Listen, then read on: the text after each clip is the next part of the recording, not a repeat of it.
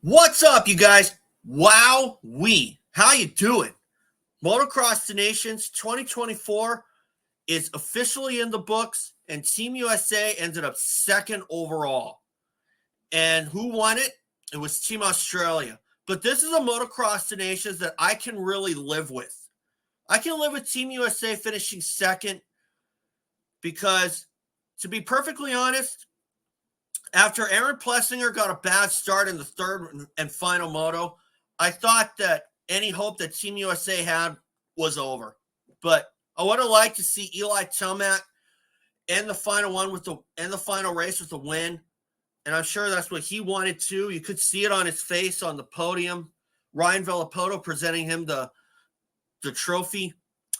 But I think this is the Nations, like I said, this is a Motocross to Nations where I can live with Team USA finishing in second place, because a lot of us were wondering if we were even going to go after what happened to Chase Sexton in the final round of Super Duper in Vegas when Barcia landed on him on the opening lap. And as a result, it was revealed that Chase Sexton had suffered a bone contusion in his right hand and had to bow out of Team USA. But really, situations like that are an easy fix. I'm going to get to that in a little bit. But first of all, guys, remember, subscribe. If you think that I'm worth listening to, do I have the same kind of insight as Cooksey? No. But am I trying to be better than him? Absolutely not. That guy would do better than me 10 times out of 10. Okay? But if you think I'm worth listening to, that's good enough for me. So with that being said, guys, let's get into this. Here comes my banner.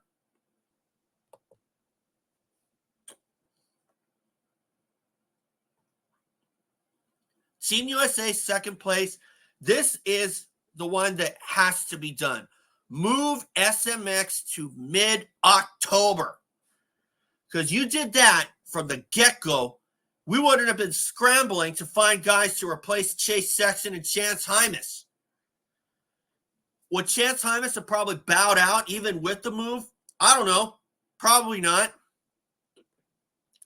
But still, did I think that was the Nations that we could have won? Yeah, sure. But the only guy that I really think didn't really pull his own weight was Cooper Webb, at least in the first race anyway. He did a little better on the 250F in the second race, but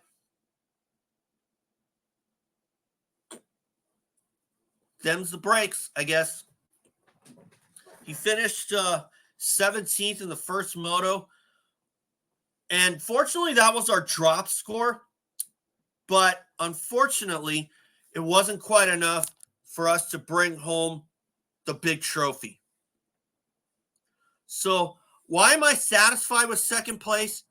Because we found a team. Eli Tomac raised his hand after Chase Sexton bowed out. Cooper Webb raised his hand at going on the 250F for the first time in almost 10 years.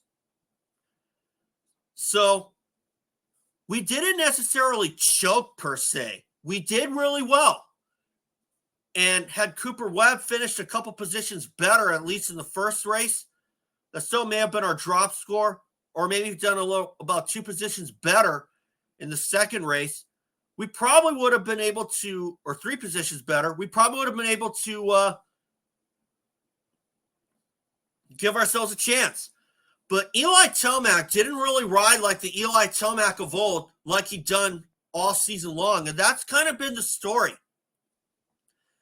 Eli hasn't really rode like the same guy that we saw from before that Achilles injury, because Tomac was riding really well in 2023, and then he had that Achilles injury in Denver, and he hasn't really been the same since. And that's the kind of thing that can happen to some guys. I mean, you talk about guys that didn't respond back from an injury. I've talked about Ezra Lusk and Damon Huffman before. I mean, but you look at other guys like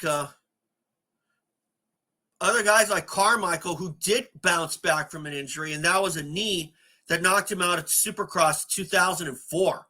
And after that, defeating him became about 10 times harder, especially on equal displacement. And that's kind of what Eli Tomac is going through. He had that injury, and now Jett Lawrence has certainly been proving that he's got Eli Tomac covered.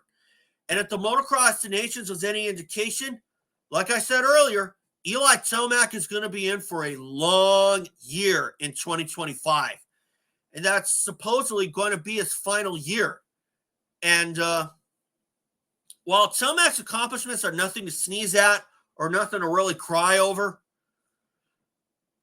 this could be one of those long years. And unless Tomac finds something else, I don't think we saw beast mode at all this year.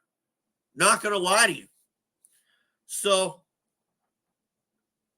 this is a tenacious that I can live with, because we definitely gave it 100% effort. And while we had an outside chance, as soon as Plessinger got the best start in the final moto, I think all hope was gone for Team USA. But I've been scrolling on social media and saying that was a B team that we sent. I disagree completely. What's a B team?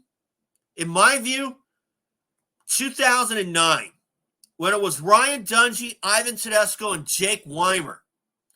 That was a B team, in my view. And we still came out with the win. And what's kind of like a C team, in my view, Cole Seeley, Zach Osborne, and Thomas Covington. That was probably 2017 or 18. And like I said before in a prior video, Cole Seeley is not a guy that I will put my money on for a ride like to put in a great ride in a race as prestigious as the Motocross the Nations. And how they did there was proof that year. I think it was 2017, I believe, now that I think about it. But still, this was not a B team. This was certainly an A team. And I'm not going to disagree with those who say that that if Sexton didn't get hurt, that if Deegan chose to represent your country, we would have won. I'm not going to disagree there, but I'm not going to hold Hayden Deegan fully responsible for that. Because it was his decision. I don't think that Deegan not going was the ultimate dagger. What I think was the real dagger, having SMX before the Nations. And you can see on the podium there during the press conference at Vegas why the riders didn't like SMX. While I like it, the only thing that really needs to be done is to move it to mid-October. Because like I said before, these guys race enough weekends consecutively as is. You either trim the series down or move SMX to mid-October, the same weekend as the U.S. Open or the Monster Cup. Because really, like I said earlier, these guys race enough weekends consecutively as is. Because back in the day, after the final round of motocross ended, the off-season officially began. And the only two races that really happened after that were the U.S. Open, then the Monster Cup, and the Nations. And of course, back in the day, you also had those two World Supercrosses in Spain and Holland or even in Switzerland one year. And then it became two races in Canada. And then they eliminated those and had the Supercross begin in Anaheim 1 completely. So they need to go back to that for sure. Move SMX to mid-October. If the AMA is not going to listen to that, I think it's pretty clear that they're just a bunch of idiots who only listen to positive feedback. And whenever people like me have a little constructive criticism, they just tune it out, which I think is really injustice, which I think is a real form of injustice. So move SMX to mid-October. Who cares if you're going up against football, basketball, baseball, hockey? Who cares? We got our own fan base. Move it there. Seriously, it's not a hard fix. So anyway, guys, that's all I got to say about that. And like I said, this was not a B team at all that we sent to the Nations. And this kind of reminds me of how the 1999 Donations went, where the team was Kevin Windham, Mike LaRocco, and Ricky Carmichael. And that was Carmichael's official last ride on the 125 until 2001 Steel City. And how did we do there? We sucked, let me tell you. And we ended up 4th overall because Carmichael had a terrible day. And we had a great chance to win that one. And had Carmichael not had a crappy day, we probably would have won it. So that was not a B team at all. That was a full-blown, legit chance team. That was a legitimate A team in my view. But we wouldn't have been. But after this year, we were fortunate to get 2nd overall. But I still think that SMX has to be moved to mid-October to prevent little crises like that. So anyway, guys, thanks for watching. And remember, subscribe if you think that I'm worth listening to. And I'll see you guys when Anaheim 1 comes around. Am I going to be doing any recounts of World Supercross? Probably not. But still, we'll see what happens. UH basketball season is just around the corner. I will be doing some recounts there. Hopefully get a media pass as well. So anyway, guys, thanks for watching. And remember, subscribe, and I'll see you again.